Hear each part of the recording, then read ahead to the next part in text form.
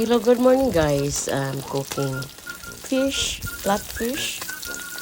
I cook with the butter for our dinner. I marinate this for 3 hours. And this is for dinner guys. It's very delicious fish.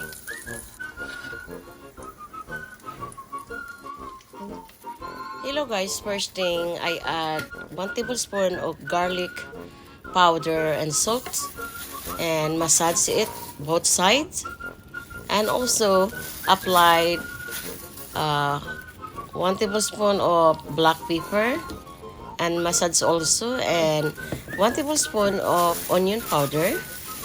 As you can see, I massage it really, you have to massage it really well so to soak the flavor in the fish.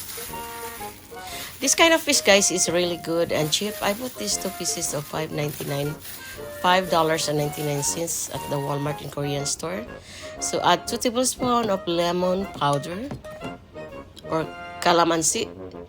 So as you can see, you have to massage it really well, both sides the fish.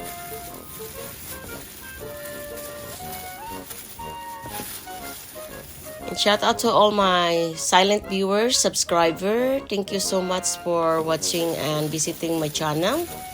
And please leave comment, likes, and share, or leave comment as soon I see your comments. I respond. And thank you for always coming my channel guys, and really sorry. Very seldom that I upload my videos because I just recover from the hospital. As you can see, the fish is very delicious. Normally we eat it with rice, and also add 1 tablespoon of beef stock or beef powder.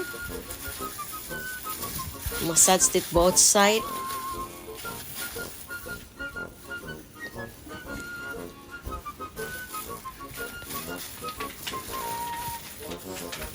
And don't forget to subscribe, like, share, and leave comment, and push the notification bell so every time I upload my video, you always updated. And now the frying pan is hot. You have to add 2 tablespoons of butter. And on the oven or gas for medium heat. And now deep fry the fish both sides, and make sure the fish is turned brown and cooked before you turn over. You have to try guys. You can make as pork chop or meat. It's the same process, or marinate. Same the fish guys, and you have to try it. It's very delicious.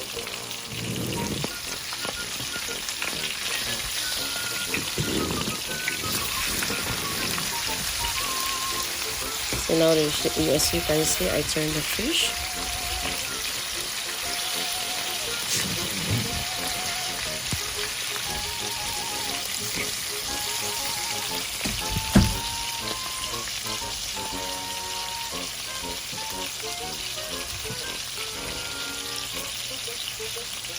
I don't know what is the name of this fish, but this kind of fish is very delicious. I like it. It's a lot of meat.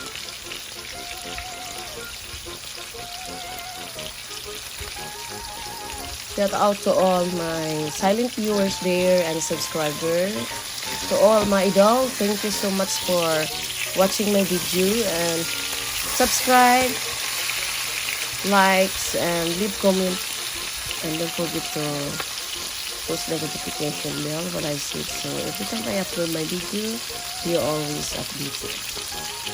Thank you so much, and I appreciate a lot. And take care and always be safe, never give up. Still continue to vlogging and no matter how thing, and just upload.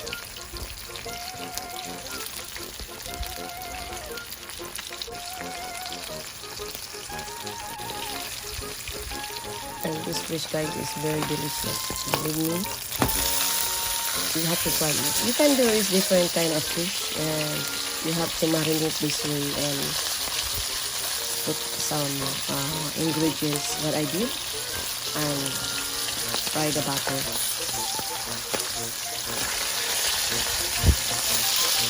I marinated it 3 hours. You can marinate it whole night if you want to.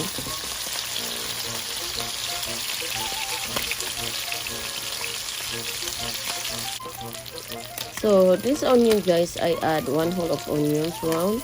That is only optional or decoration. And also the onion leaves or scallion or onion chives we call and slice. So now our fish is almost ready. Normally we eat it with rice and dip with sauce, hot chili or jalapeno with vinegar and soy sauce, black soy sauce, dark soy sauce. Now the fish is ready to serve. So thank you so much for watching, and God bless, and bye. See you in my next video, guys. I really appreciate, and don't forget to leave comment, subscribe.